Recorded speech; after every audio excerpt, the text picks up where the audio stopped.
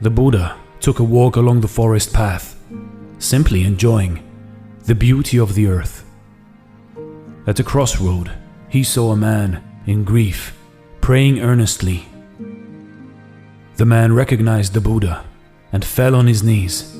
He cried, "Lord Buddha, life is indeed bitter and painful.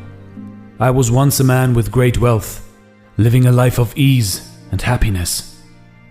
By trickery and deceit, those I trusted and loved took everything from me. I am now a wretched man with no one to turn to. How many more times must I be reborn into this world of suffering before I can be liberated?" Pointing to the mango tree by the road, the Buddha said, "Do you see that mango tree? You must be reborn as many times as the number of mangoes on that tree before you know the bliss of liberation from the sufferings of this fleeting world." Seeing that there were at least dozens of mangoes hanging on the tree, the man gasped, "But Lord, I have lived a righteous life in accord with the precepts. Why am I condemned to suffer so much longer?" The Buddha sighed. "That is the way it must be," and he continued his walk. He came across another man praying by the road, and this man too fell on his knees and cried, "Lord Buddha, life is indeed bitter and painful. I have lost all those I loved to the King of Death. I am now forlorn and lonely. Life is full of anguish. How many more times must I be reborn into this world of suffering before I know the bliss of liberation?"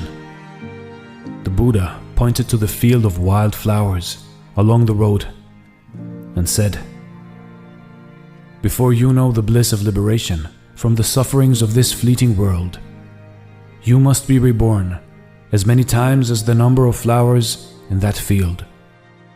Seeing so many hundreds of flowers in the field, the man cried, "But Lord, I have done many good deeds and have followed your teachings by heart. Why must I endure so much more suffering?"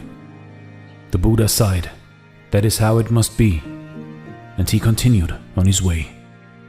When he came across a tamarind tree, another man fell down on his knees and cried before him, "O Lord, life is full of suffering. During the days I toiled like a slave under the scathing sun. At night I have nothing to sleep on except a pile of grass on the cold, damp earth. Life is nothing but hunger, thirst, and loneliness. How many more times must I be reborn into this world of suffering before I know the bliss of liberation?" The Buddha looked up to the tamarind tree, each branch of it bearing many stems, and each stem had dozens of leaves. The Buddha said, "Look at the tamarind tree.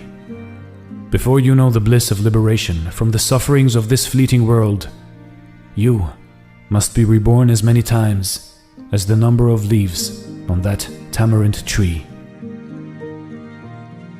As the man looked up at the tamarind tree and its thousands of leaves, his eyes filled with tears of gratitude and joy. "How merciful," he said as he prostrated to the ground at the Buddha's feet. To this day, the tamarind seeds are the symbol of faithfulness. You see, in life, in your life, 1,000 lifetimes to some may seem like an eternity, but for some it shall pass like a blink of an eye. Do not dwell in pain, do not dwell in suffering, do not dwell in the hard times, because just as the sun goes up and goes down every day, so too will your suffering and your happy days exchange with each other every day for the rest of your life. Suffering is a given, but how we respond to it, how we respond to hard times, that is what defines us as humans. That is what defines our character.